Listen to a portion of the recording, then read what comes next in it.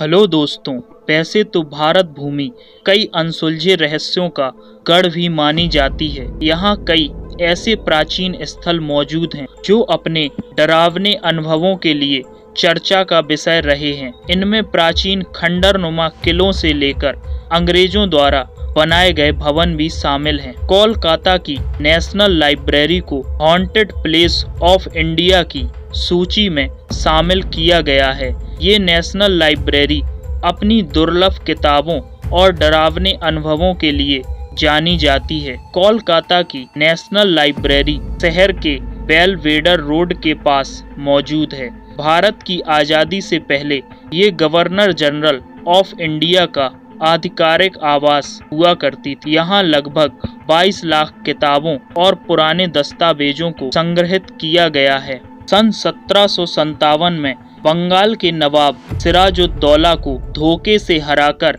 मीर जाफर बंगाल का नवाब बना, लेकिन सत्ता अंग्रेजों के हाथ में ही थी। मीर जाफर ने बेलवेडोर भवन का निर्माण करवाया। इसके बाद इस भवन को लेफ्टिनेंट गवर्नर ऑफ बंगाल का आधिकारिक आवास बनाया गया।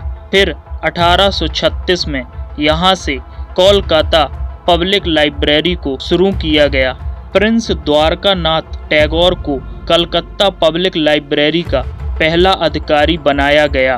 फिर कुछ समय के बाद कलकत्ता पब्लिक लाइब्रेरी को इंपीरियल लाइब्रेरी में बदल दिया गया, लेकिन अब तक इसे आम पाठकों के लिए नहीं खोला गया था।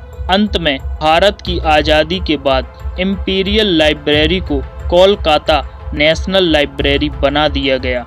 इसके बाद इस पुस्तकालय को आम लोगों के लिए खोला गया। इस भूतिया लाइब्रेरी से कई रहस्यमय कहानियां जुड़ी हुई हैं। यहाँ पढ़ने आए कई पाठकों का मानना है कि यहाँ कोई अदृश्य साया मौजूद है। वहीं कई पाठकों का कहना है कि उन्होंने किसी अदृश्य शक्ति के चलने की आवाजें सुनी हैं। वहीं कई लोग ये मानते हैं कि यहाँ पूर्व गवर्नर जनरल की पत्नी की आत्मा घूमती है। कुछ लोगों का ये भी मानना है कि जब इस इमारत का निर्माण चल रहा था तब यहाँ कई लोगों की रहस्यमय तरीके से मौत हो गई थी। हालांकि इस बात में कितनी सच्चाई है, इस बात का कोई सटीक प्रमाण नहीं मिलता है, लेकिन लोगों के डरावने अनुभवों की वजह से इस स्थान को भूतिया स्थलों में शामिल कर लिया गया। 2010 में इस ऐतिहासिक भवन की मरम्मत के समय एक ऐसे राज का पर्दाफाश हुआ जिसने सबको चौंका कर रख दिया। यहाँ एक गुप्त तहखाने का पता चला। ये तहखाना लगभग 1000 वर्ग फुट का था। वहीं इसमें ना कोई दरवाजा था और ना ही कोई खिड़की।